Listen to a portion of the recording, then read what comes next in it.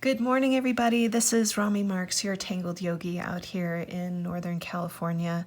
And today I have a really fun tangle for you. This is called Birds of a Feather Love Together. I taught this class to my Wednesday Riley Street art supply class in San Rafael, California. And I posted it to the Certified Zentangle teacher site, and it got a really nice outpouring of love from the teachers. So I thought I would make a video so that everybody could do it, and also so that my students could do it again at Riley Street. So here we go. I do want to talk about what you're going to need for class. You are going to need a Micron PN. I really love this pen. It's one of my favorites. If you enjoy working with an 01 or an 05, you're welcome to work with both of those as well. The other thing we're going to be working with today is the Mono Twin by Tombow. I love this for puddling. It's a great pen. So that's another really great piece to have. If you don't have one of these, just choose your favorite puddling pen. It could be an Identa pen. It could be the Tombow brush pen. It could be the Micron brush pen is also really nice. So whatever nice puddling pen you have, go ahead and use that. And then finally, I have my handy dandy golf pencil. You'll notice that there's no eraser because there are no mistakes in Zentangle, only oopportunities, and oopportunities take you to great places. So if you are feeling like you need to have an eraser, I encourage you to let that go, okay? This one's for you, Anne. Put away the eraser. All right, so we're going to let that go. I want to talk about this class just for a second here. We've got a couple of really fun tangles in here that I love. We've got rock and roll, we've got flux, we have tipple, we have poke leaf, and we have a couple of tangles in here that I'm not sure of the name of, and I do apologize. We also have Mukha. I tend to do Mukha a little bit differently than Rick and Maria, but I'll show you how I do it, and you can have a variation on the theme, right? And then that's pretty much it. We've got these two little beautiful birdies in here, and they're a lot of fun. Here's Well, which is one of my favorite tangles. And what I want to talk about is something that Rick and Maria often talk about. It's never the same tangle twice. So you can teach a tangle many, many times, and it will come out differently, or you'll attempt to do it over and over again. So when I taught my class, what ended up happening was some of my students did their bird bodies really thin, so we ended up having to add different tangles into their pieces. That's fine. Those are opportunities. It took us to a new place, and it turned out great. If you want to see their work, you can go to Tangled Yogi on Facebook, and I put up a video of all their work, and it really came out beautifully. One of the things that also happened in class was there wasn't room in the neck for Well, so we ended up putting Well up here in the corner, which I thought was really fun. So don't be afraid to make mistakes. There's always a opportunity waiting for you to try something new and different, okay? So we're gonna put these two guys down. And finally, I do want to talk about one last thing. Today we're going to be using one of my tiles. This is the Genisis Tile. I really love this tile. It's made on super smooth cardstock. It's 4.5 by 4.5 inches. If you're interested in purchasing some of the Genisis tiles, you can visit me at tangledyogi.com. We are launching our store this weekend, and you can purchase the cards there. The other thing that I want to say is if you don't and you're not interested, you can always use Rick and Maria's apprentice tile, or you can use the Strathmore Zentangle tiles. Those are fun. Also, I've noticed that some of the wonderful watercolor paper blocks are about 6 by 6, and those are really fun. You could play with this doing watercolor, and that might be a really neat challenge. Okay, so here we go. I'm going to just slip this bad boy underneath there so we have our beautiful tile to look at, and we are going to get centered. Take a moment to find a comfortable seated position, someplace that works for you. Allow your spine to get comfortably tall. Let your shoulders melt away from your ears, and allow your eyes to close if that feels good to you. And then when you feel ready, taking in a nice deep breath. Let the breath go with a sigh. Inhaling again, nice deep breath in. Once again, sigh it out. One more time, inhale. And exhale. And now we're going to play with the breath just a little bit. I want you to breathe into the count of 3. Hold the breath in for the count of 3. And now exhale to the count of 6. Inhale to the count of 3. Hold the breath in for 3. And exhale to the count of 6. Last one right here. Inhale to the count of 3. Hold the breath in for 3. Exhale to the count of 6. Take a moment to feel your body as you return your breath to its natural pace. Feel a softening in your chest and in your belly. Soften in your jaw and in your tongue. Release the eyebrows so that you're not furrowing. Soften in the forehead.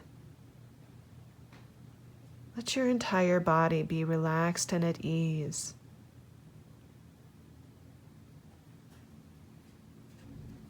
So making a felt memory inside of your body right now of what relaxation feels like for you.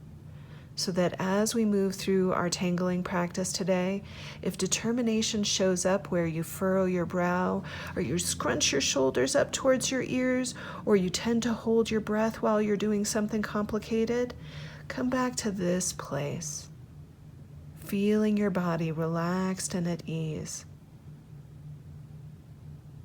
Let's take one more deep breath right here together and let it go with a sigh. Letting the whole day melt away. And let's tangle, baby. All right, so we're going to let go of our card here and put them off to the side. Okay, so let's begin. We're going to start by coming in a little bit deep from the corner here. So I'm just with my pencil here, making my dots the way we do in the Zentangle world. Just putting in our dots in our 4 corners here, and you can see that I am nice and deep away from the corners. This will help for when we're going to be working in the borders later on. I'm going to go ahead and connect my lines, and don't worry if your lines aren't perfect, it's no big deal. I'm not too concerned about it. I'm just going around and connecting as best as I can. You can see that I've been turning my tile to make it easy for my hand here.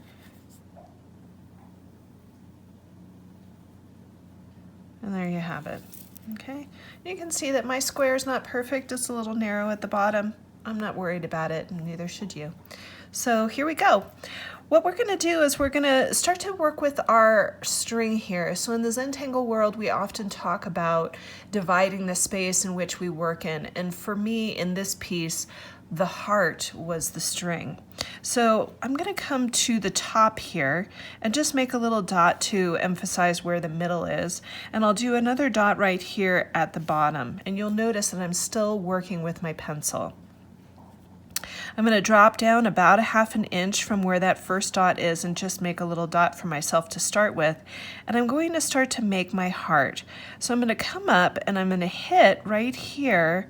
And then you'll notice that I'm just coming out and making, there's like a little triangle right up here that's joining in. I'll come over here, and right above the halfway point there, I'm starting to work my way out so that I've got a nice big triangle in this corner right here. So my heart is hitting up here and it's hitting up here. Okay, now I'm going to come around and I'm going to do the exact same thing on this side. So I hit up at the top and then I'm going to curve, and just below, or rather just above that halfway point, I'm going to start to break away from that side and rejoin back in to give me a really nice heart. I hope you can see that. So once I've got that, I'm going to let go of my pencil because this is our string right there. I've got my micron pen that I'm switching over to, and I'm going to do something that I call overdraw. And what that is that I'm just going to go around on all of my pencil mark that I just did, and if I feel the need to clean anything up, I'll go ahead and clean it up because I won't see it later. So I'm just going to go in with my pen and clean it up. And you can see that I'm turning my tile as I go, just to make it easy for my hand here. I'm going nice and slow. So if you're holding your breath, see if you can soften and let the breath back in. Here I go again. And I'm just turning my tile, making it easy on myself. And then I'll just come back out and rejoin. So there's the heart. So one of the things that I would like to talk about is Mukha, just because we had mentioned it earlier. And what I want to talk about is Mukha. The way that Rick and Maria do it is they start from a point, they come out, they make a little spiral, and then they make almost like a circle there, and then they jump out and rejoin, and that would be their Mukha. And I like their Mukha. I just tend to do it a little bit differently. So my Mukha looks like this, where I start from the same point, I make my spiral, but I make a little tear, and then I jump out the top, and then I rejoin. It just feels a little bit more Art Deco to me, I guess. And so that's the way that I do my Mukhas. So when I talk about Mukha inside of our heart, this is the Mukha that I'm referring to, but you're more than welcome to do this Mukha if you like. So here we are inside the heart, and I'm just gonna blow this up here so that you can see it a little bit more clearly. So I'm just gonna drop down this line here, and I'm gonna come down, and I'm going to make my little spiral, add my little tear, and come back in. Now, what I'm going to do up here is I'm going to turn my tile to make it easy for my hand, and I'm going to go ahead and make that outside three-dimensional area for my Mukha, and then I'll come right back out again. You see how that happened? So I'm going to do the same thing on the other side. So I'll come over here, and I'll make my spiral, put my tear in, and rejoin. And then I'll turn my heart on its side here. I'm right here at the tip. I come out a little bit, and then I rejoin right on the edge. See how that happened? Then I'm going to turn my heart back in, and I'm going to do a full Mukha. So I'll come into the side here, and you'll notice that I'm nice and close up at the top here. Actually, I'm going to do it on this side so it's a little bit more clear for you to see. So I'm going to start right here. See how I'm just below this area? I'm coming up and over. Here's where my Mukha is. I'm going to make my tear, and then I'll come back out, and then I rejoined. See how that happened? So it's almost like they're bumping heads with each other. I'm going to do the same thing over here. I'm starting just below, right in here, coming up and over, make my curve, make my spiral, come back, up and out, and jump right back in again. So there's my little hearts. Once I've done that, I'm going to take a moment to pause and look and see how everything turned out, and it turned out just fine. If you need a moment to catch up with me, you're welcome to do that. This is a great place for you to pause. So now we're going to start with our birdies that we have here. So I'm going to come down a little bit below where my Mukha is, and I want you to watch me here. I'm just going to come out and I'm going to make half of a leaf shape. Now notice I'm letting that leaf be nice and robust. This is the belly of the bird here, and we really want to have a nice belly of the bird. But can you see how this is the half side of a leaf here? So if I was to come out here and create the other side, we'd have a really nice leaf. So we're just creating that half leaf right here. What I'm going to do is I'm going to turn my heart a little bit sideways, and I'm going to make an imaginary line going all the way across, and I'm going to start my other side right there. So see how I'm just below the line there? I'm going to come out and I'm going to make that leaf again. So I'm coming out, making the belly of my bird, and then I'm jumping right back in again. And you can see that side's a little bit bigger than the other side, and I'm not worried about that. That's okay. So once we've got our two little bird bellies in there, I'm going to turn my piece on its side here, and I'm going to start to create the heads of our birds. So you can see that I'm right here on the edge of that leaf. Can you see that right here on the edge? And what I'm going to do is I'm going to do another leaf-like shape with a point. And now watch, I'm going to drop back in to that leaf and I'm going to stop. Everybody see that? So I came back out, I made the leaf, and then I stopped at the body. I'm going to turn my piece. I'm going to come back out. Notice where I am. I'm on the top of my leaf over here, making a leaf shape, make a tip, and come back, and I'm going to hit into the bird body right there. So now my two birdies are looking at each other, which I like, and I'm going to start to make their beaks. So here's beak number 1, and then here is beak number 2. It's just a curved line. So you can see it's almost like I made a circle inside of the leaf shapes. Pretty easy peasy. If you need to pause me here, here's a great place to pause. Otherwise, we're going to keep on going here. We're going to start to work with tipple, which is my favorite tangle, one of them anyway. And I'm going to start by putting a nice big tipple right here in the center. Now I like to vary up the size of the tipple, so I'm just going to do a demonstration really fast for you.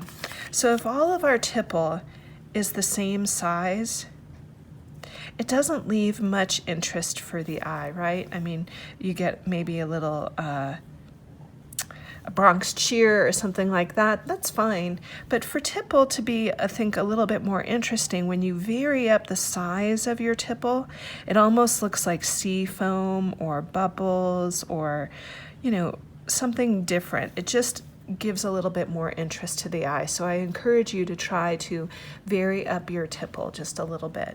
So I'm going to turn back over my tile here, and I'm going to do some smaller tipple on either side of this big guy right here. And then I might put some teeny tiny little tipples right next to it. And then I might vary it up again and start adding some medium-sized tipple. Notice that my tipple are all pretty much touching each other. That's a good thing. You kind of want them to join. Just adding a couple more of those small guys. And I'm going to add a couple of tipple down in here as well. Now, one of the things about tipple that I love to do is I love to make my tipple effervesce. I want you to think of a champagne glass and how fun it is to watch the little bubbles float up towards the top. I'm going to do the same thing right here. So I'm just going to let some small tipples get away. And I'm being really random about where I put them. You can see I'm not thinking too hard about it. I'll toss one in up here. And you can vary the size of the tipple too. So, you know, if you wanted to have some larger tipple towards the top, you could do that as well. I'm feeling like a medium one needs to be there. So I want you to have the feeling of it sparkling up or floating up like champagne. or apple cider if you like apple cider.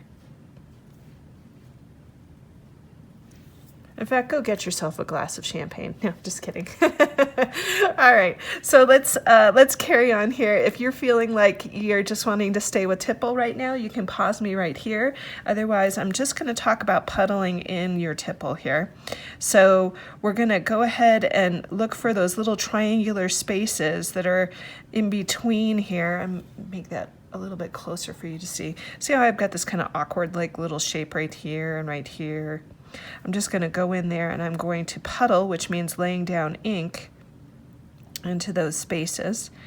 And a little tip for you, the lighter your pen touches the page, the more the ink will flow. So don't press hard on your micron, just barely let your micron scratch the page and more ink will flow readily for you. Yeah, so there we go.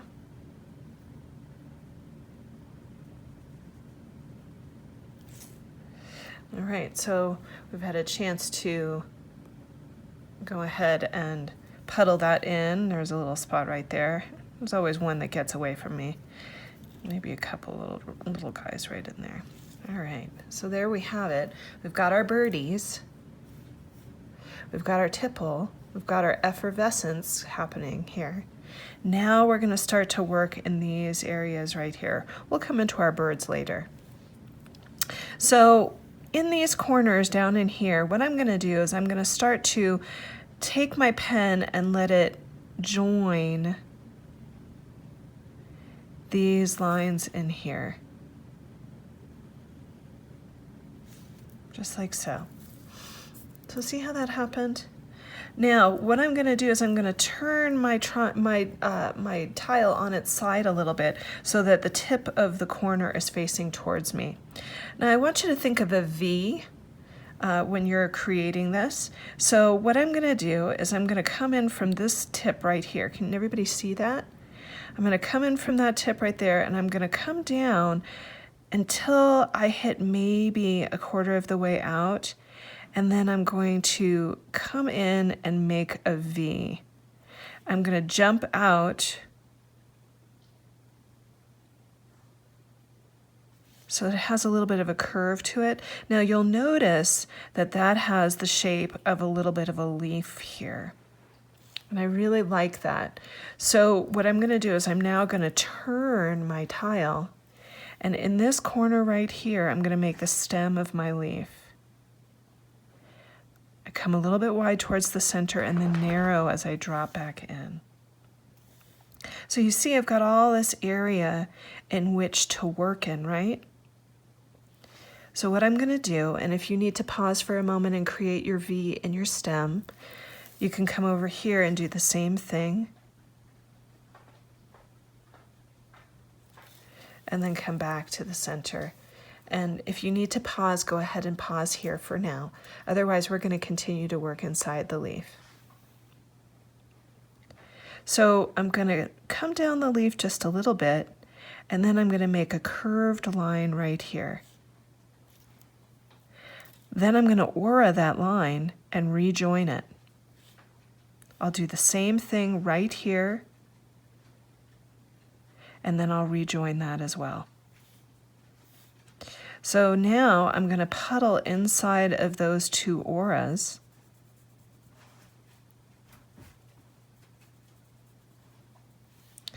And then once I find that I've got this nice leaf shape, and I might just round that out a little bit just to give it a little bit more of a leafy shape. See how that negative space now looks like the shape of a leaf a bit? So I'm going to go ahead and I'm going to come from this corner. And just like we do for flux, I'm going to do a line and then 3 dots. I'll do the same thing right here, coming up, 3 dots, and then the same thing right here, coming up, 3 dots. So it really gives this nice feeling of a leaf. I'm going to turn my tile on its side right here, and I'm going to do the exact same thing. So I'm coming in from right about here. I make a curved line. I'll do another one and I'll let it rejoin. Puddling in. I'm going to round out that edge just a little bit. I'm going to do the same thing right here. Curved line, rejoining,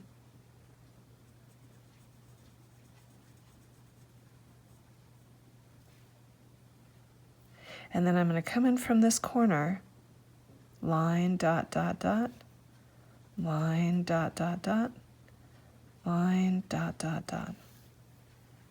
Really fun. So now I'm going to turn it back into the corner here. Now you can see that my V is a little bit narrow. Now in my first class it was a little bit wider, so I'm going to make a little bit of a alteration, if you will, to the design. So when you have an opportunity, you just have to make the best of it, right? Or just change things up. So I'm changing things up. So I'm just going to come up here and do a poke root or a poke leaf. And I'm going to do a double stem. Then I'll do an upside down happy face. And I'll put a little poke leaf right there. And there it is. So I'm going to come over to the opposite side. And I'm going to do the same thing again. So I'm just coming down, creating that corner, and then I'll turn myself back around. Now, if you need to pause for a minute to finish up this corner, go ahead and do so. This is a great place to do that. If you want to stick with me here, we're going to go ahead and do our V again. So I'm going to come down from this corner right here. I'm looking for the place to create my V. I'm going to drop in. And then I'm going to do it on the opposite side. So here it is right over here, dropping down and in, creating my V. Notice how that's given me these really neat leaf-like shapes right here. See how I've got that really nice leaf shape? I'm going to come down and make a stem. Come back and in. Turn my tile. Do the same thing over here. So there's our stems. Now we're going to create our leaves. So I'll turn right back again. Now I'm going to do those curved lines. So here comes one curved line, and then I'll come out from the tip and bring it out. And another curved line out from the tip, and I'm going to puddle those in.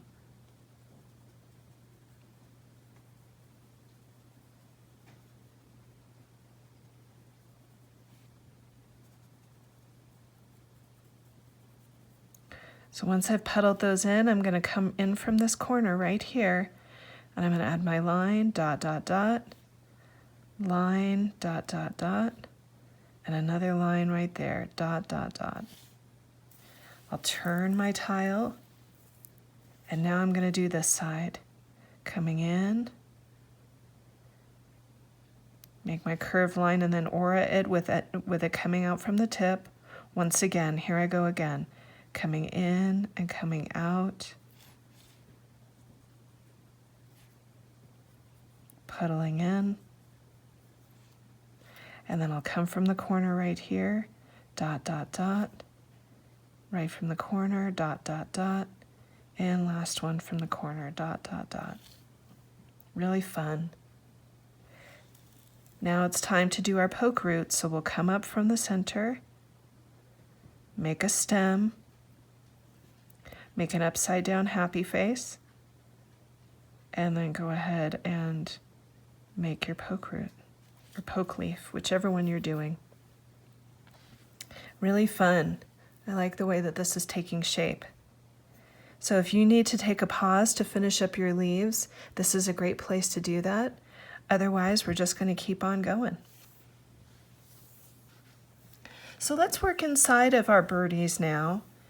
We're going to go ahead and give them their eyes. So I'm just going to come into these circular areas here, and I'm just going to do a little half moon right there, and I'm going to do another little half moon right here. So now they look like they're sleeping. So we just added their little eyes there. And then we're going to start to work inside of their bodies. Now hopefully you've got nice robust bodies for them so that you can work in them. And what I'm going to do is I'm going to start to work inside of the body here and make a little leaf-like shape again.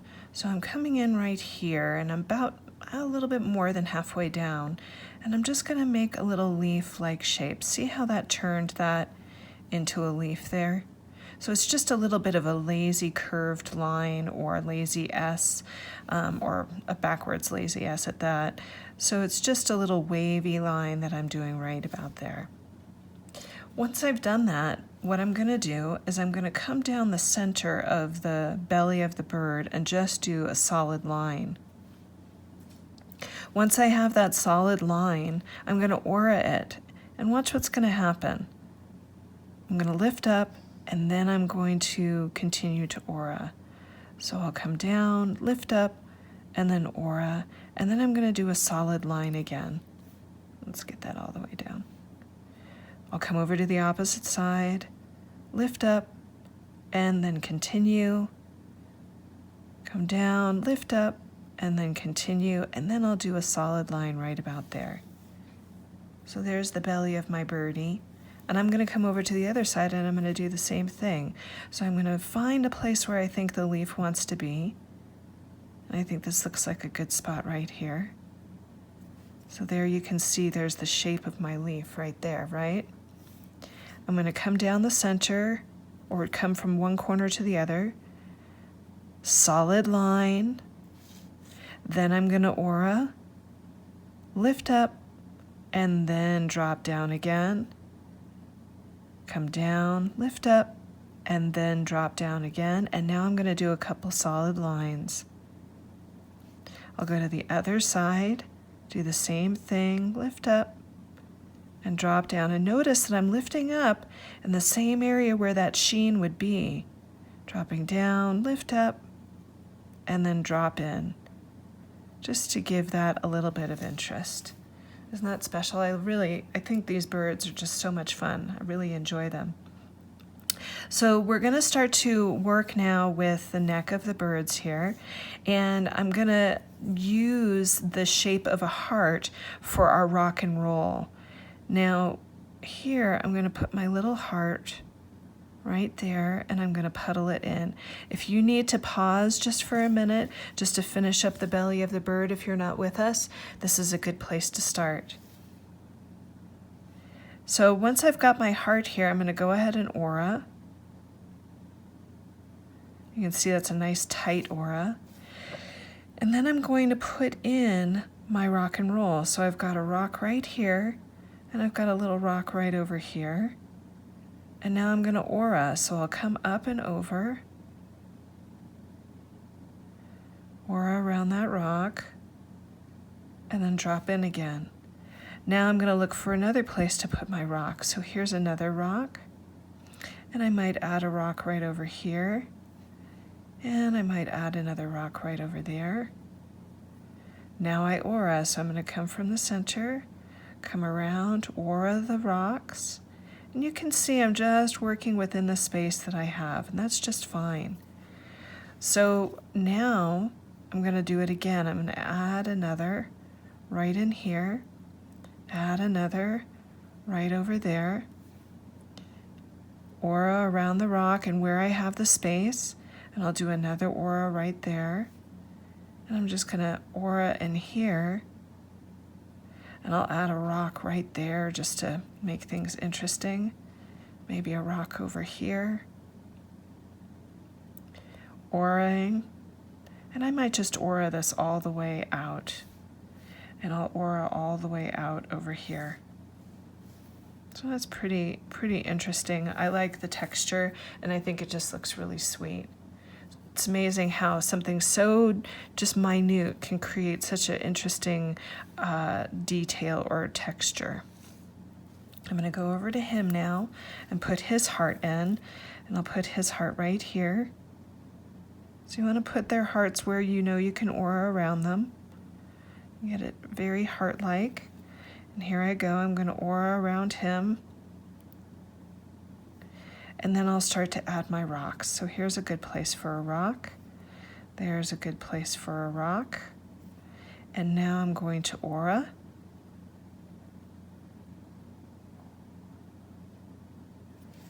And then I'll go ahead and I'll put in another rock over here, and maybe another rock over there. And I'll start to aura again. So you notice that I'm lifting up and coming back in. I'm just auraing in the places where I can. Let's add a rock over there, and add a rock over here. And then I'll just go ahead and put that bad boy in there. A little bit of rock and roll, and I'll aura out. Now this one I think I can add another rock on, so I'm just gonna do that.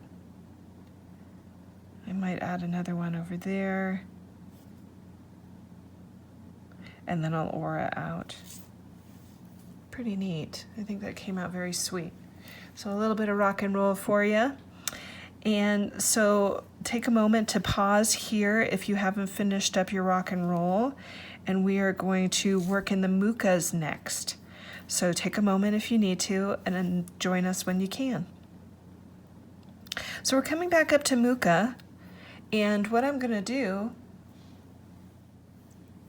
is I'm gonna start to add a little bit of interest into Mukha. So I'm gonna make these lines coming down together nice and closely. So I'm just auraing these lines that I have here, and you can see that it's just very straightforward, very relaxing to do. Notice if you tend to hold your breath in these spaces right here, and just let this be the place where you can relax right into it. It's just straight lines that you're drawing here, not rocket science. I'm just letting those come right down in there, and I'll come over to this guy right in here now and do the same thing.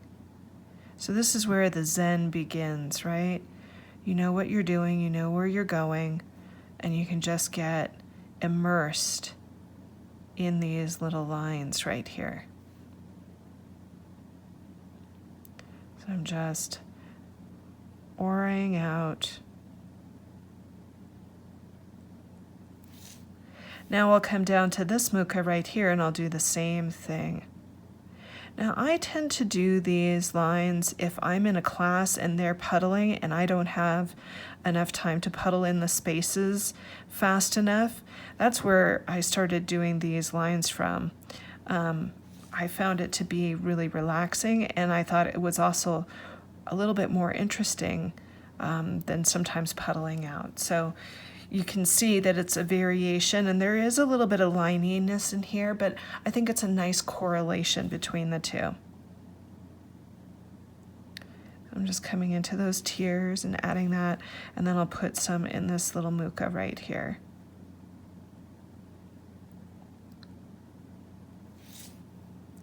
So there you have it. There are our Mukhas. And so if you need to finish up, oop, I missed my little tier. There's always one that gets away, right? Always one that gets away.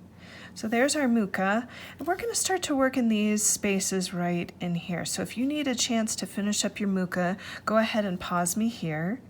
Otherwise, we're just going to keep on trucking.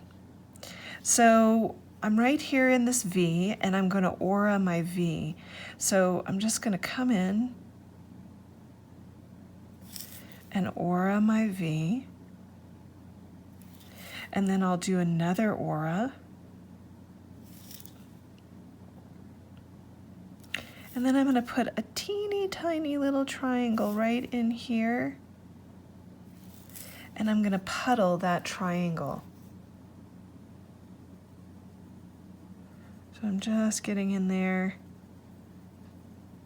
and puddling that triangle, making it nice and clean. And I think that really has a nice design appeal to it.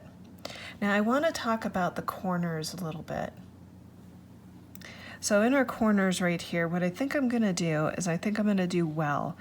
And I'm just going to turn my heart on its side just for a second. Let me just give that a little bit of space. And I'm going to do the top line right here.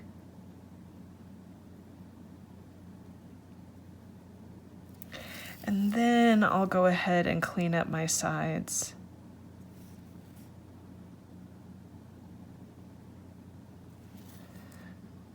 Now let's talk about well. So well, I love to do inside of triangles here. So I'm going to do a demonstration of well on the back, nice and big for you to see. So when you have a triangle, I hope you'll think of me and put well into one of your triangle pieces. So here's a triangle, and I'm going to put a little dot inside of my well, and I'm going to fill it in. Now, for those of you in the future who have triangles that are a little bit bigger, it's really fun to put a gem inside your well if you ever want to do that. But for today, we're just going to do this demonstration. So what I always tell people is to look for the number 6 when you're doing well. So I'm up here at the top, and I'm just going to make a curved line to make the number 6. It kind of just looks like a little 6 right there. And then I'll turn my piece, and I'll come from this corner, and I'll land on the left-hand side of my dot. See how that happened? So there's another kind of elongated 6. And then I'm going to come right here from this corner, and I'm going to land on the left side of the dot as well. And there's a little curve there, which I think is quite lovely. It's one of my favorite tangles to do. I add it to a lot. And I know that I'm saying that a lot today. Oh, this is one of my favorites. This is one of my favorites, but I have a lot of favorites. So that's well. So I'm going to turn this over now and come into these triangles right here and do the same thing. So I've got my little dot right here that I'm going to put into this corner or the center. And then I'm going to look for the number 6 and put it in. I'll turn my tile counterclockwise because I'm left-handed, and I'm going to land on the left side of that dot. And then I'm going to turn my tile again, coming in right here and landing on the left side of that dot. So it's just like a little 6. So there's that well. Now I'm going to come up here and I'm going to do the same thing. I'm adding my little dot, look for the number 6, turn my tile, make my curve. There's that one. Turn my tile, so I'm going counterclockwise again. And there it is. So there is our well in our corners, and I can't think of anything more fun that I would love to see in those corners than well. And I also like the idea of that my heart has some well-being in it, you know?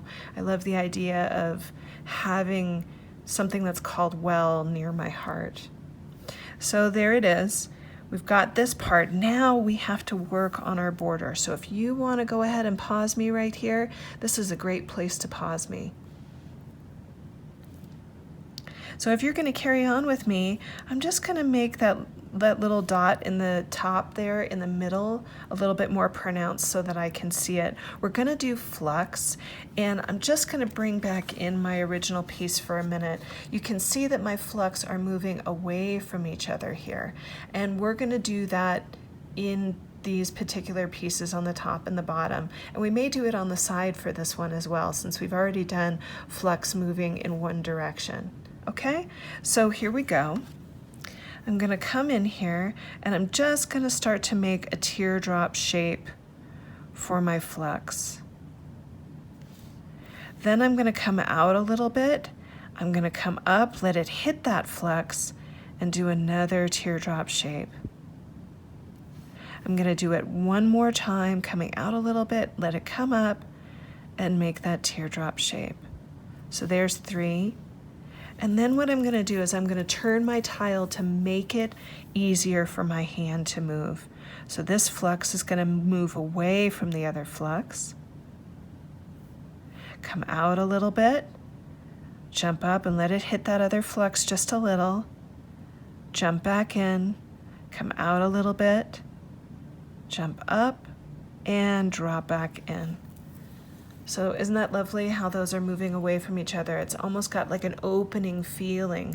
So your heart is opening and the flux is opening. Let's add a little bit of that line in there. 1, 2, 3. Line, 1, 2, 3. Line, 1, 2, 3. Same thing over here.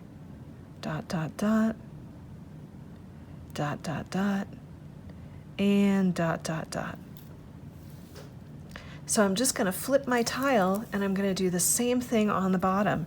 Here's the tip, so we know where the center is. And now we're going to do the flux. So coming up and out.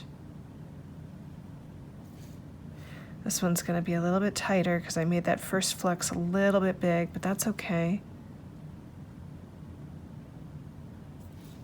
And then I'll do the same thing to the other side.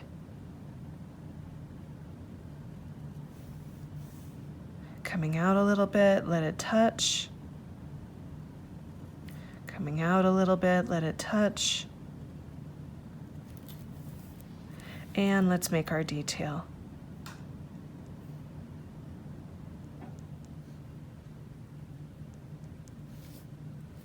Coming over to the other side.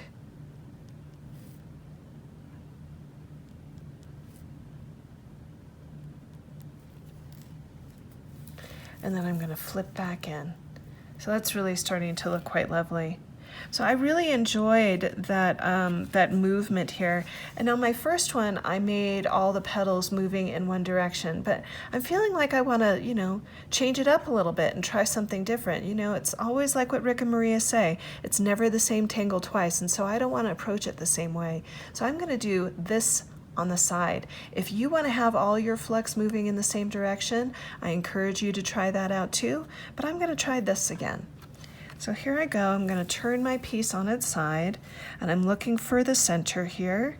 So that's about center, and I'll do a flux right here. Then I'll do my second one right here, so I'm letting it come up and touch. And then here's my final one right there. Now I'm going to turn my tile a little bit, do the same thing on the opposite side.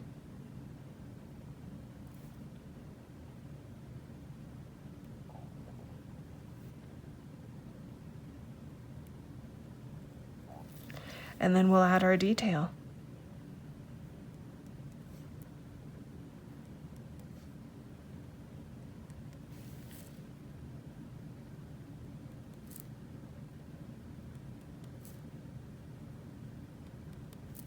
Turning my tile, going to do the same thing on the opposite side. I'm looking for center. There's center. Moving up and out. Moving up and out. Let's get that one to come back in. Last one right here. And then I'll turn my tile and I'll do the same thing on the opposite side.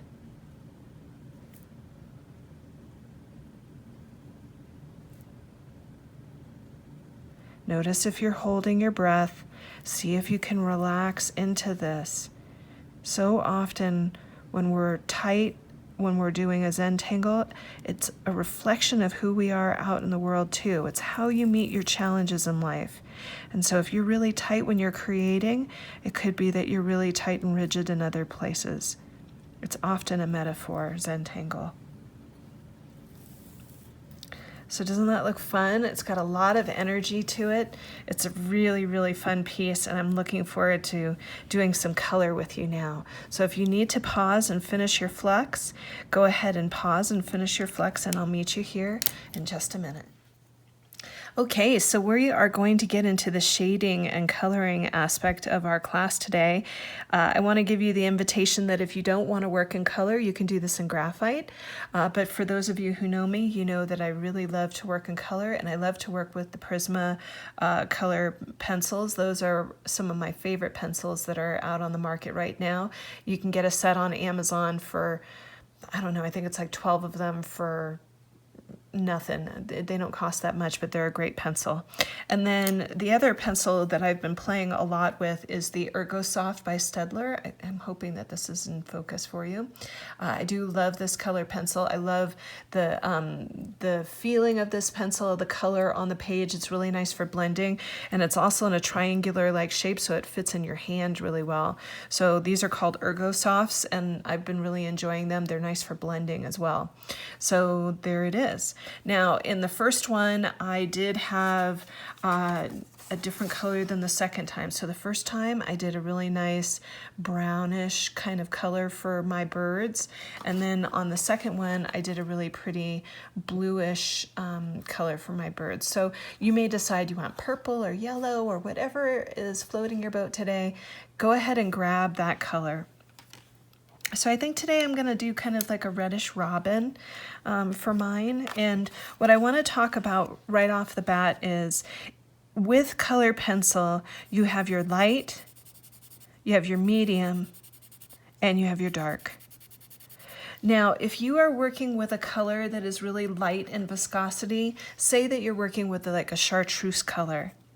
If you have your light, your medium, and your dark, you're not getting a whole lot of depth in your color, so you may need to choose something that has a little bit more body to it to complement it when you're doing some darker shading. So you can see I've pulled this like really pretty kind of minty apple green if I was going to use that in my piece. So I want you to be conscious of it. If you're working with yellows or light oranges or any of those things, you may need to choose a complementary color that's just a little bit darker before we move forward. Okay, so because I'm working with red today, I'm going to be okay with that. So here we go. So I'm going to come into the body of the bird here, and I'm just going to start with a very light tension with my color pencil. And you'll notice that I'm working in a circular motion, and I'm also pretty far back on my pencil. See how far back I am? I'm not up here, I'm back here. So I'm just laying down that color. I'm working in a circular-like motion. That way I get a really nice smoky feeling.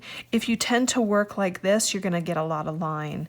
If you work with the pencil moving in a circular motion, it'll be a much more smoky feeling to it and really give you a nice overall coverage. You won't get a whole lot of white coming in from underneath. You'll get your pigment to lay down really nicely. And I want to reiterate that you're just barely touching the page with the pencil. So you're just barely letting the pigmentation touch. So once you have that, you're going to go ahead and in this area right here, see how I'm right here? I'm going to go ahead and I'm going to do some medium tension now. And I'm coming about halfway down where those lines are. A little bit more, like 3/4 of the way. See how that's working? Now I'm going to go with a heavier tension and I'm moving up my pencil. And I'm going to just stay towards the top of the leaf, still working in that circular-like motion, but see how I have my light, my medium, and my dark? Those are present there. I'm going to come in here and do the same thing.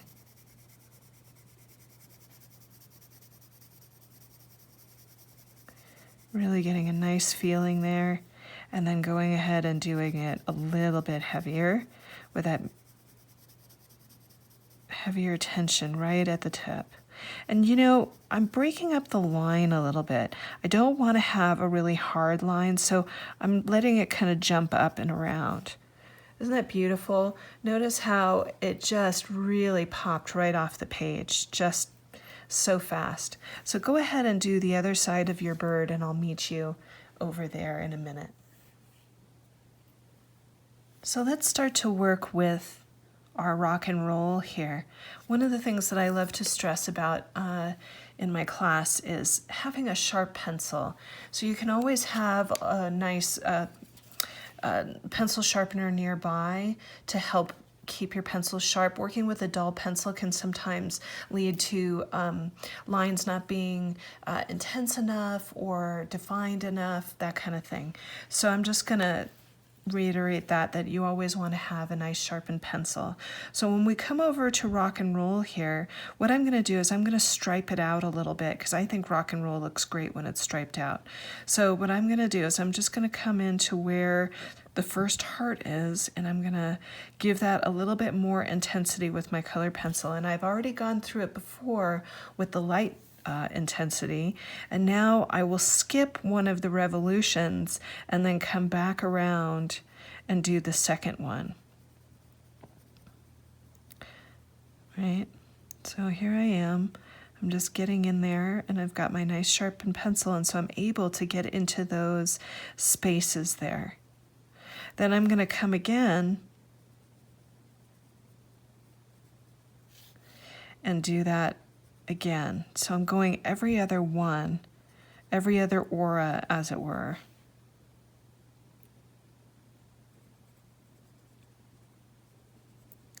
And then here's another one. And you can see that that creates such an interesting way to do rock and roll. And I'm going to do the same thing over on this guy right over here. So I'll just come in,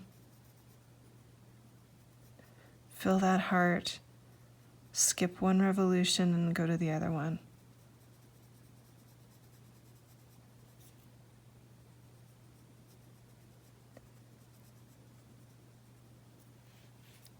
And then you'll go for the next one. And the next one.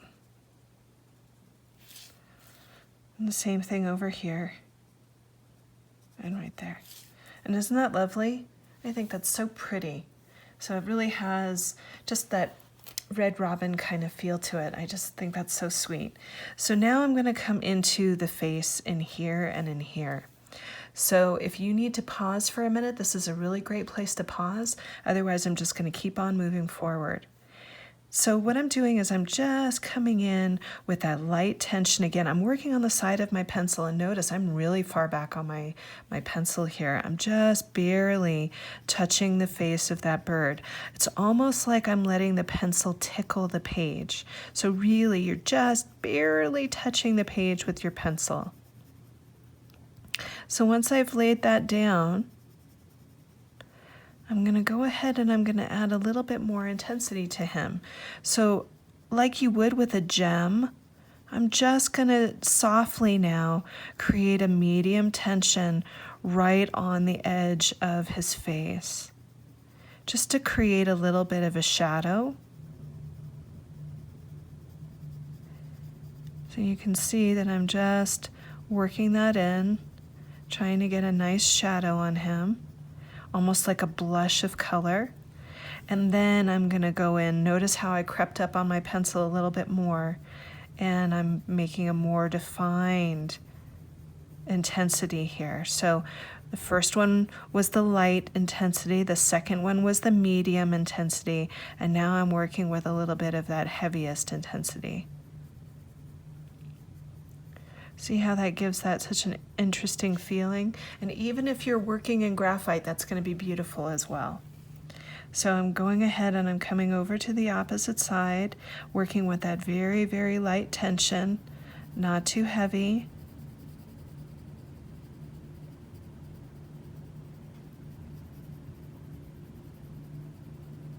Then I'll do a medium tension, and I'm turning the page a little bit to make it easy for my hand.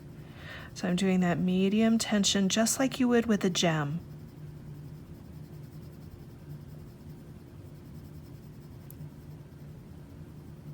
So I'm just finishing that up.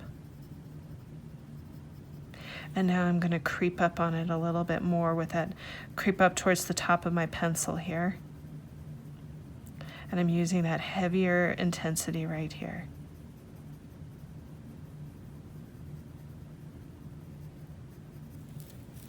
Aren't they sweet? I just love them. The little red robins. So sweet. Okay, so this would be a great place to pause and finish up wherever you're at, and I'll meet you over here for a little bit of some tipple, and I want you to think about a contrasting color for tipple. All right, take your time, and I'll see you in a minute. Okay, so I've got my contrasting color for my tipple here. I'm going to be working with a chartreuse and that kind of minty green color as my complementary color. So I'm going to come in and I'm just going to start to lay down that really nice light chartreuse color onto the tipples themselves. And you may decide that you want to leave one side light, just like you would a gem. That's fine too. Because my chartreuse is so light, I'm actually going to fill the whole bubble this time. I don't normally do that, but I might be able to go back in with a white pen later if I wanted to. So I'm just filling these guys in. And I'll go and grab my little effervescing tipples as well, just to get them all going here. So once I've got all of those little tipples with my light color here, it's feeling very springy to me, I'm gonna go ahead and I'm gonna grab that darker color. So I'll do a demonstration of how I like to do tipple. So I'm gonna come in here and I'm going to start very lightly with that darker color, and then I'll leave that light. See how that's leaving the shadow right up there? So I'm really, really lightly going in with that darker color, and it's a nice blend. And then I'll go in with a medium tension. And you can see that my color pencil is moving in a nice circular motion, getting a nice smoky feel to it. And then finally, I'm going to go in with my heaviest tension right along the back side of it and give that a really nice soft feeling. I'm coming around the top just to give it a little hint of completion. Isn't that lovely? It really gives that a nice dimension. So we're going to do that in all the tipples that we can, and in the baby ones you'll just do a little bit of the side here, and that's really going to give those a little bit of dimension too. But you can already see that this is already starting to get a nice glow. So go ahead and do your tipple, and I will see you on the other side. Take a moment to pause here, and we'll see you in a minute. All right, so you can see that I've had an opportunity to fill in all the tipple there. Oh, one got away from me. There we go. And it's really got quite a nice glowing feel to it, doesn't it? I really love how these two colors are working off of each other. It's got a nice spring feel to it. So we're going to start to work with our next color, and I want you to continue to think of the idea of colors contrasting off of one another here. I'm going to grab an orange, and you can probably hear in the background I'm busily sharpening it away so that it's ready to rock and roll.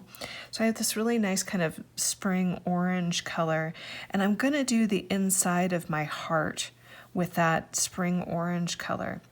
So I'm coming in and I'm laying down that color,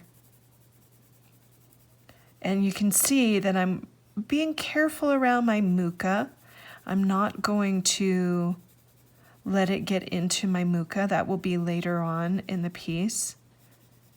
And I know what you're thinking. You're thinking, but I want to do it, and I'm just asking you to wait just a little while longer. So we're going to get in there and just fill in the heart with that pretty orange color.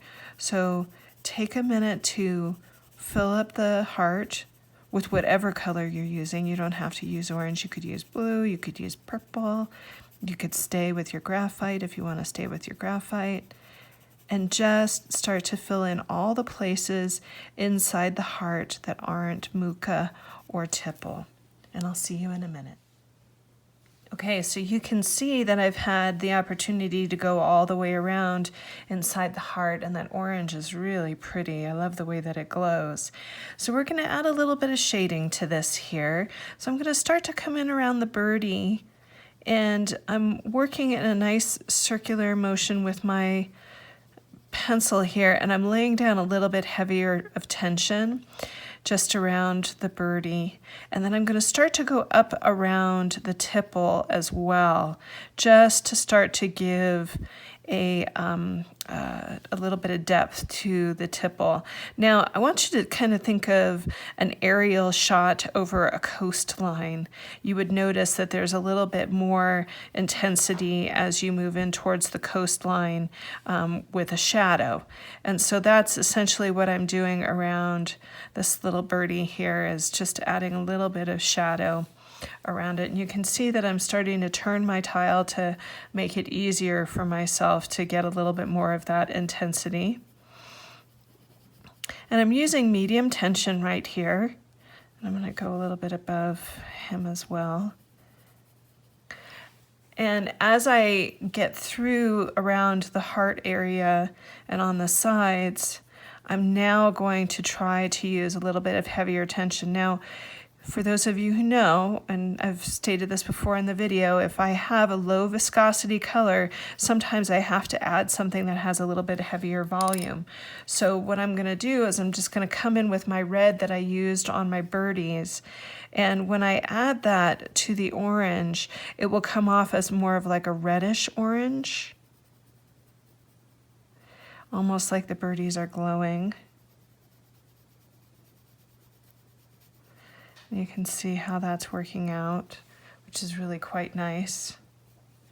And then I'll use it also around the tipple itself, just to get a little bit of a glow off of the tipple.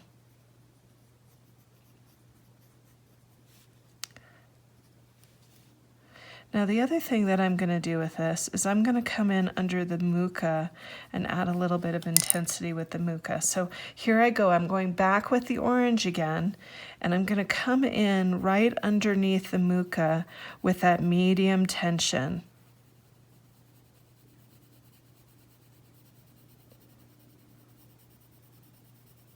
So I've got that nice medium tension coming in under the Mukha. I'm being very mindful to keep it nice and smoky and soft.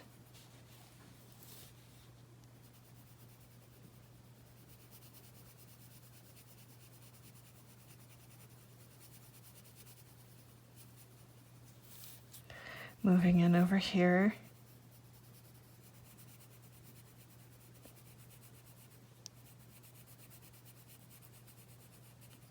And then I'll go in with a little bit more of that red just to get it to really glow. So here I am with the red again, and you can see I'm not using a ton of intensity with this red. I'm using it in its lightest form just to get a slight glow off of it, because I don't want to get too strong of a line in there. I'm just trying to make it glow. So I'm using that medium tension just to get a little bit more of a glow off of it. Making sure I'm not falling off of the camera here. Okay, so that looks really nice. I'm really enjoying that. And I hope you are too. So if you need to finish up that, this is a really great place to pause. Otherwise, we're going to continue to move on with the piece here. And I'm going to start to move down into these corners in here. So I'm going to come in, and I'm going to come in with a little bit of a darker green than I used on my tipple. I want to still use the green, but I want to use something different. So I'm actually working with the color that I used to low light on the tipple, and I'm going to use that all throughout. So I'm going to come in, and I'm going to go ahead and start to lay down that light color, not using it really strong, just getting that nice movement of color in there. And I'm just keeping within this leaf right here.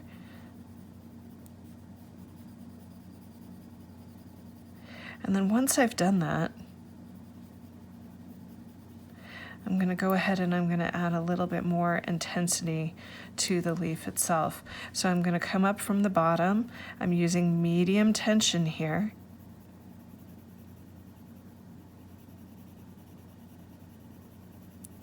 Notice how the pencil is moving in that circular motion.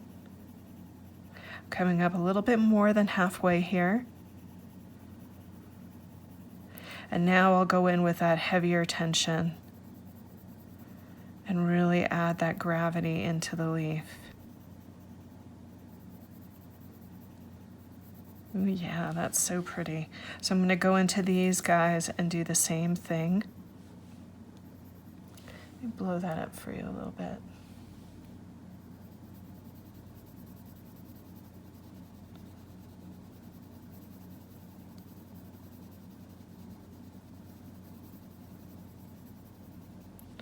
Then a little bit heavier tension.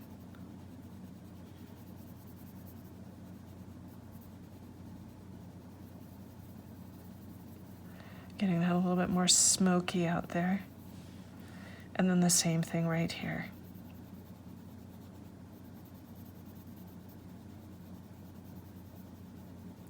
So once I've done that,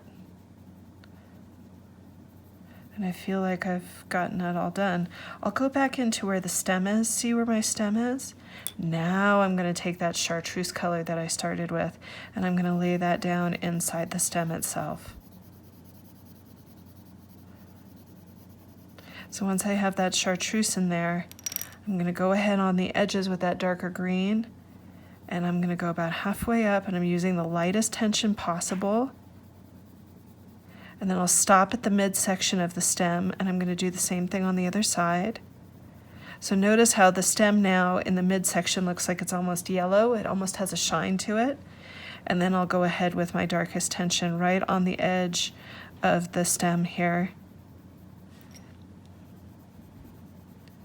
And I'll leave that in as well. So you can see I've got my dark, my medium, and my light. So you're going to go ahead and you're going to do that in this leaf right over here, this leaf over here, and this leaf over here. Okay? So here, here, and here. All right, I'll meet you in a minute. Don't forget to breathe. Okay, so we're back, and you can see that I've had a chance to go all the way around the bottom with this, and it's really starting to pop. I really love the contrast of the green off of the red with the orange. It just really has a nice feeling to it. So what we're going to do now is we're going to start to work with the poke leaf. And what I'm going to do is I'm actually going to continue to work with those two greens that we've been working with in the whole thing. But you can see that I'm getting really different results just by using them in a different way. So here I used the chartreuse with the green, and then here I used the dark green without the chartreuse, and then I did it again where I used the chartreuse with the green again. So we're getting a different result every time, which is kind of nice. So I'm going to actually go into the poke leaf with the chartreuse again. And so what I'm going to do is I'm going to blow this up so that you can see it. And I'm going to come in and start to lay that down. Really pretty. Love that chartreuse color. And then I'll come in on one side of my poke leaf with that darker green.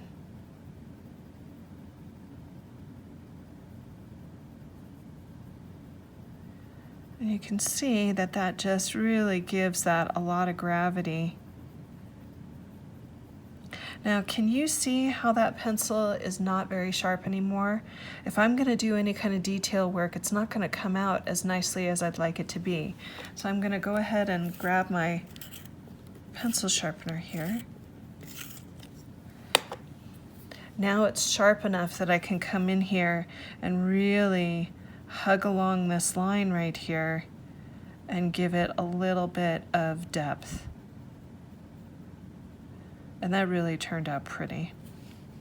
I really like the way that that looks. It has a nice soft feeling to it. So I'm going to come over to this guy right here, and I'm going to do the same thing.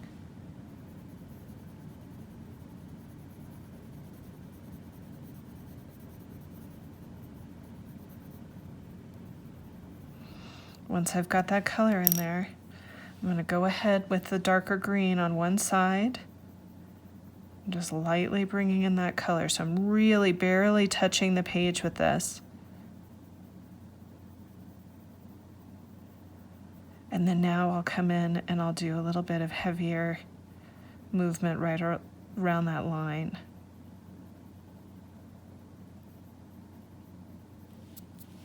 See how that gives that so much more depth. It's really fun. And you can tell that I'm, moving my shadows around. That's just fine. If you wanted to keep your light on one side, you could, but I just kind of like to play around with the light. So there's that. So now, if you need to stop and just finish working up with your poke root or your poke leaf, you're welcome to stop right here and take a pause. Otherwise, I'm just going to keep moving on, and I'm going to start to work with our well up here, and I'm also going to start to work in these areas in the V that are white.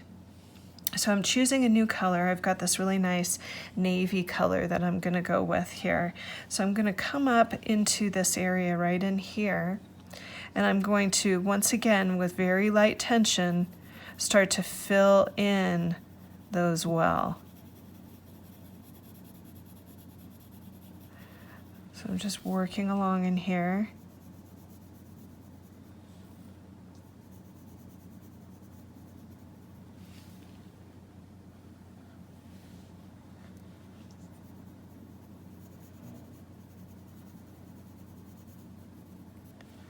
And then I'll come over here and I'll do the same thing, starting to fill in with well.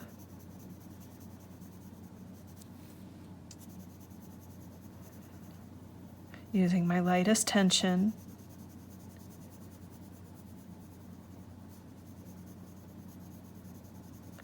And then I'm going to do the same thing down here. I'm going to just fill in around my poke root or my poke leaf, whatever one you're working with.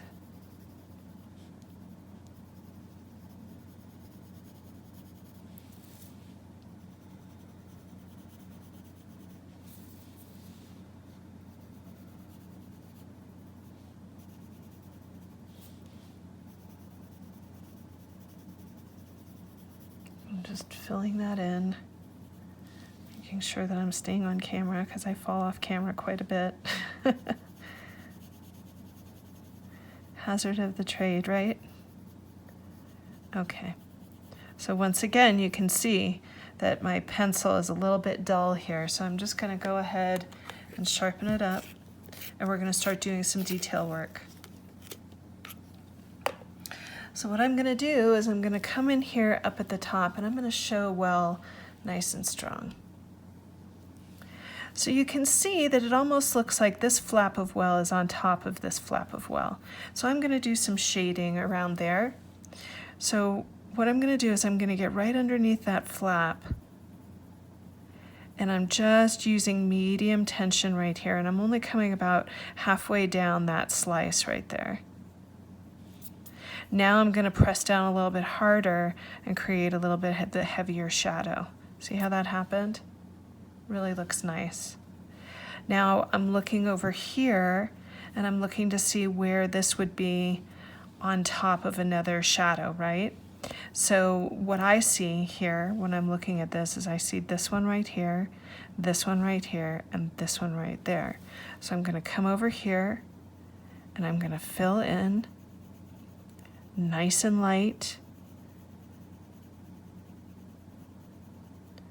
This is a medium tension now that I'm going into, and then I'm going to go with a heavier tension.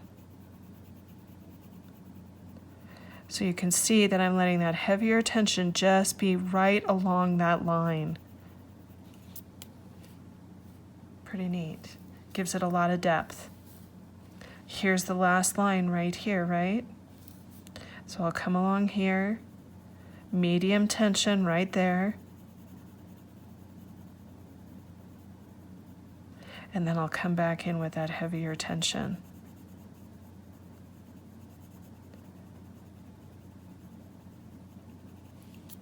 That just really gives that a whole lot of depth.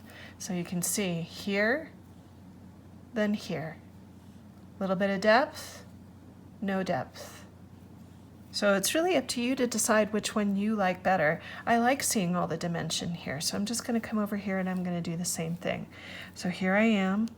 This flap looks like it's on top of this one, right? So I'm just going to go in. Give that a little depth. That's medium tension right there. Now I'm coming in with heavier tension. Same thing right here. See where I am right there? I'm going to go in,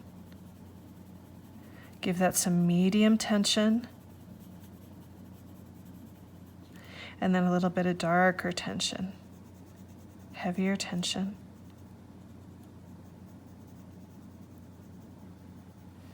And then there's the final flap right there.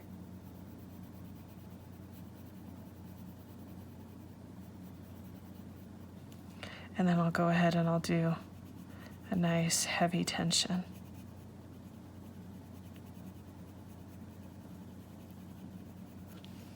Isn't that lovely?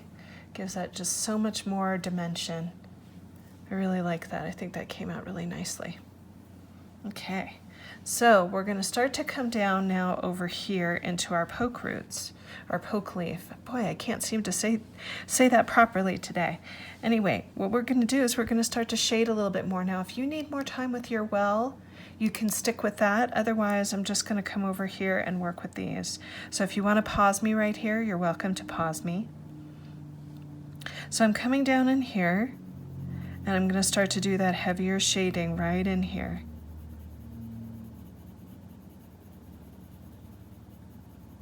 And I'm just following that line around the leaf. And I'm just going to start to give that now a little bit of heavier tension.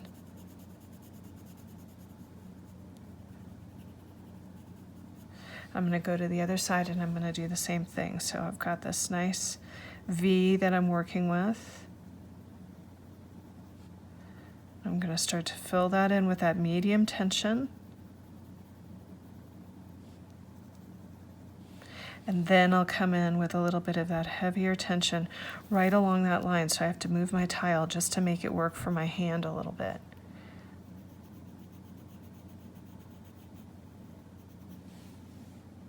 So I'll come over here and do the same thing, a little bit of heavier tension.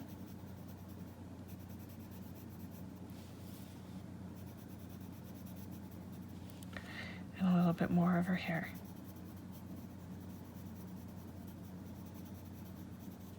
And then finally we'll go in with the deepest tension right here.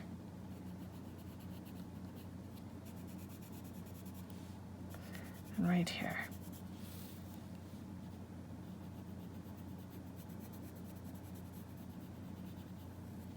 Really nice. Love that. I think that's so pretty. Love that blue. That blue is so electric. It has a lot of intensity to it. So finally what I'm going to do is I'm going to start to come around to our flux in the outside here. And so what I'm going to do is I'm going to pick up those two greens that I was working with before, and I'm going to use the chartreuse first, okay? So what I'm going to do is I'm just going to come in and I'm going to lay down all the color inside of the flux on the outside. So you can see that I'm just going in and laying all that down. You can see that I'm not really being overly careful or cautious.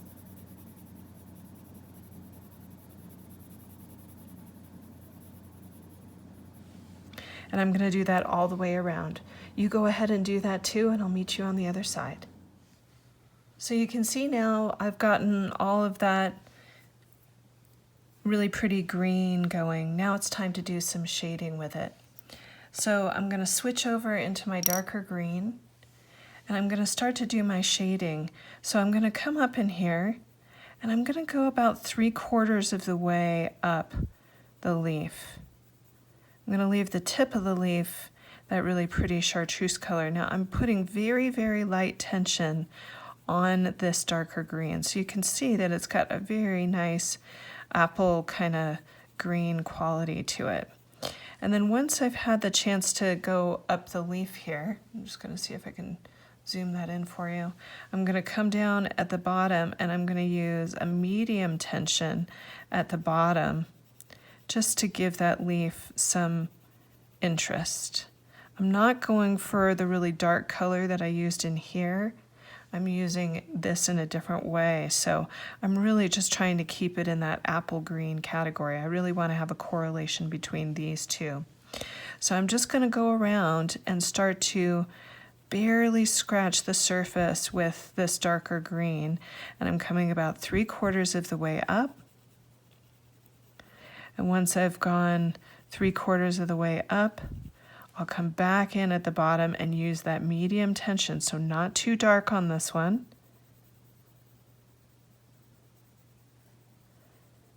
And then once I've finished that, I'll move on to all the rest. So go around your circle or your square and finish up your flux, and I'll see you in a minute.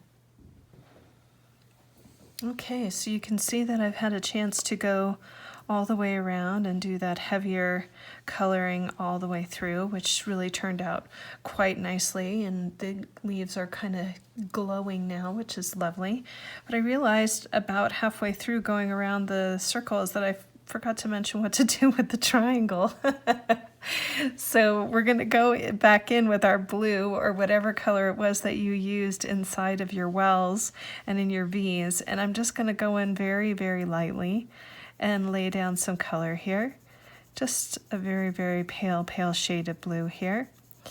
And then what I'm going to do is I'm going to handle this not unlike how I handled our rock and roll earlier, how I did some striping in there. So I'm going to come into this middle one right here, and I'm going to add just a little bit more depth to that blue. And there, and you can see that I'm moving the tile to make it work for my hand here.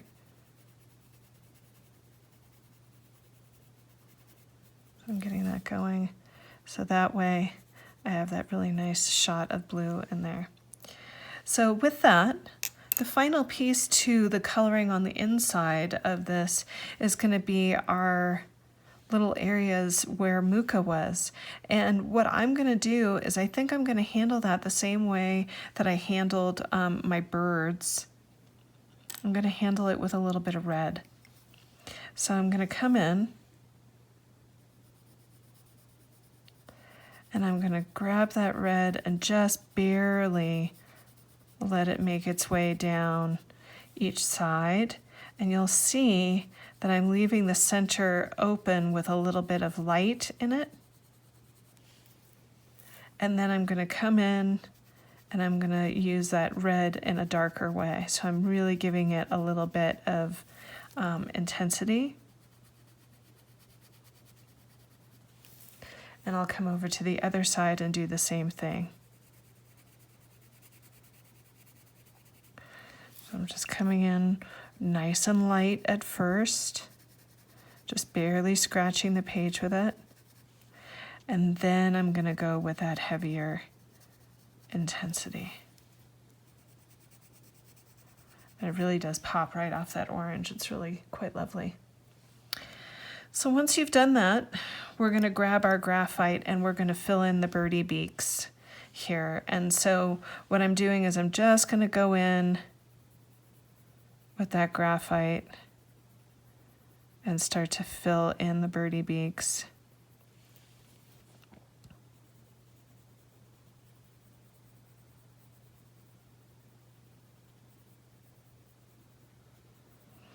And once again, I neglected to finish my Mukhas, so I got to go back up there and do that.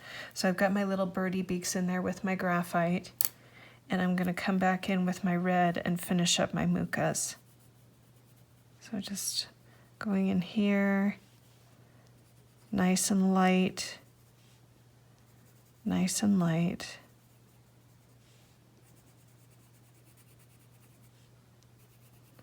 I guess I'm just getting overly excited because we're almost at the end of our video here, which is always exciting, but then I get sad because I'm done with my tangle.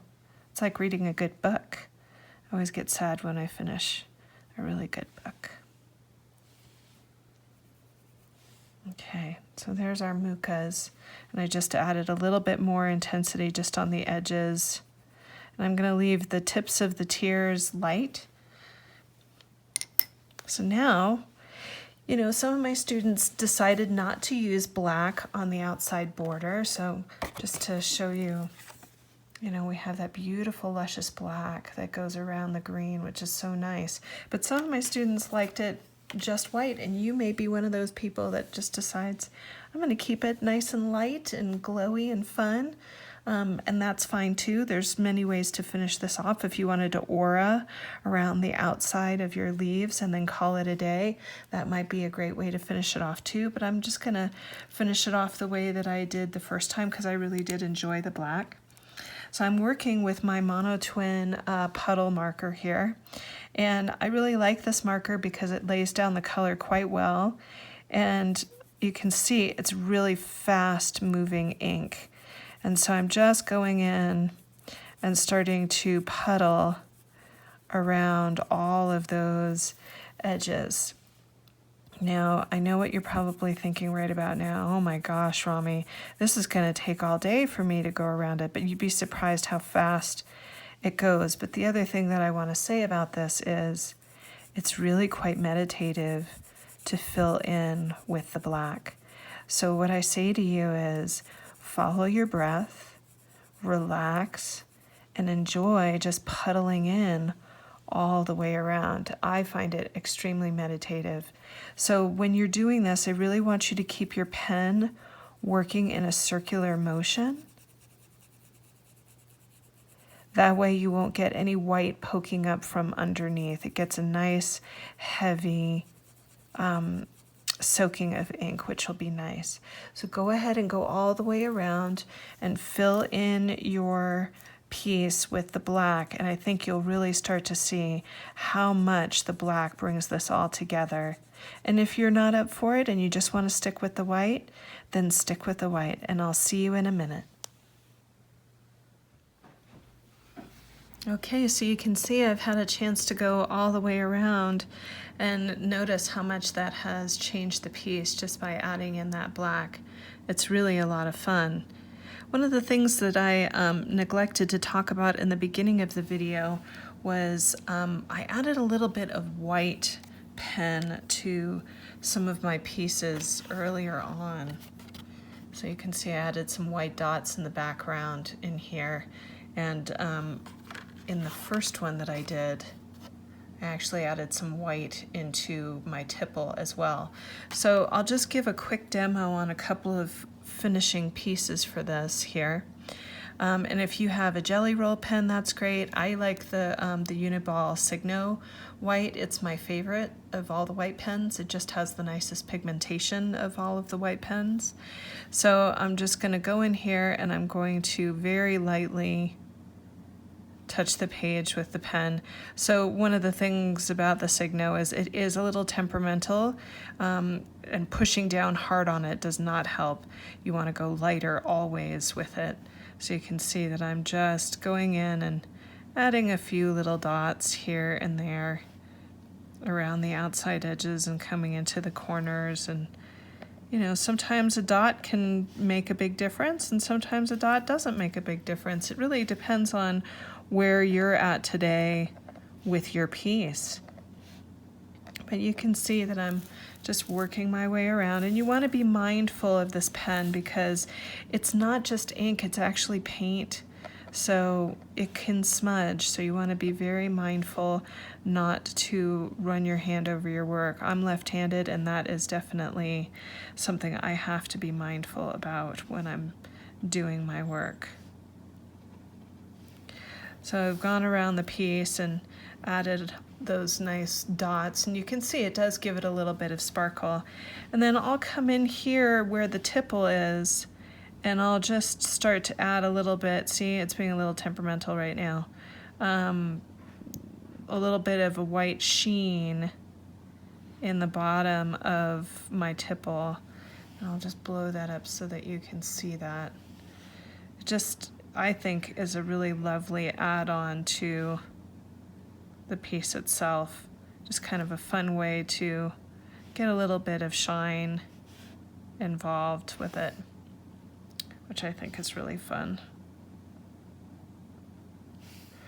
So once you've done that, there's one last element that I would talk about. And my last video that I just did, it's up on the YouTube page. It talks about wallpaper, and I bring in wallpaper every so often. So you can see in this beginning one here, and I'm gonna roll out just a little bit. Behind the birds, there's a really nice little subtle tangle that's in the background. And so I want to talk about wallpaper. Wallpaper is basically taking the same color that you did for your background and then using it a little bit heavier with a sharpened edge. So I have this really nice orange that I worked with. Now we know that the viscosity of orange is not very strong, so I'm going to go in with my red and use it for my wallpaper, and I'll show you what I mean. And I'm going to do this one with Printemps, since I use it quite a bit in my wallpaper. So I'm just going to come in here and I'm very lightly going to start tangling Printemps in the background. And you'll notice that I'm doing some fairly large ones first, because you know me, I like to vary up the size and color, or rather vary up the size so that it's more interesting for the eye.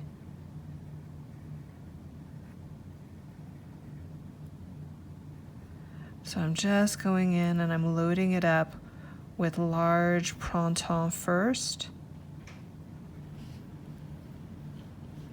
And then I'll come in later and I'll start to use a medium printemps. So right now, this is a really great place to show smaller ones. So see here, I'm gonna widen that up a little bit. See here, I have this smaller space. Here's gonna be a great place to put a smaller printemps. And you can give it kind of a feeling of overlap and underlap, which is quite lovely. I'll do another one right there. And then I'll just start to work my way around inside the heart. You can see that it doesn't take away from the birds and it doesn't take away from the foreground. It's just a really quiet tangle in the background. Now I know some of you might be a little exhausted and think, oh my God, this is the never-ending tangle. And that's really kind of how I like it. I like to stay with my tangles for long periods of time. Sometimes a tangle might take me a couple of hours if I have the time to just relax and let go.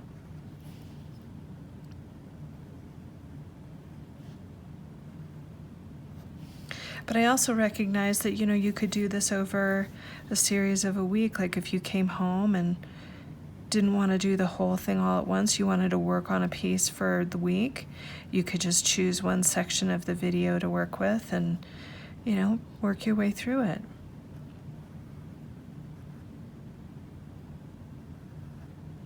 It's not like you have to do it all at once. Remember, it's one stroke at a time, right?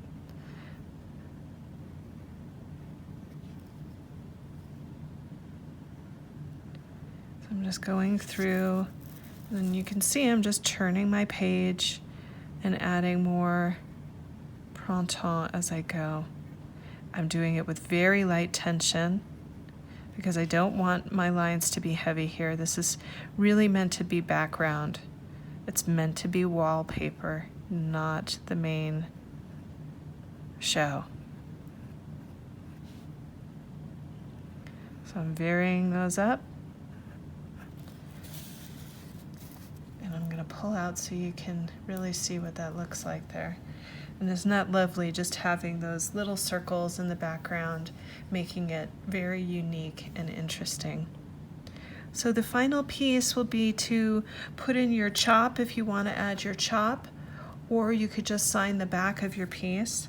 I have a little spot for my chop right here, so I'm going to put it in.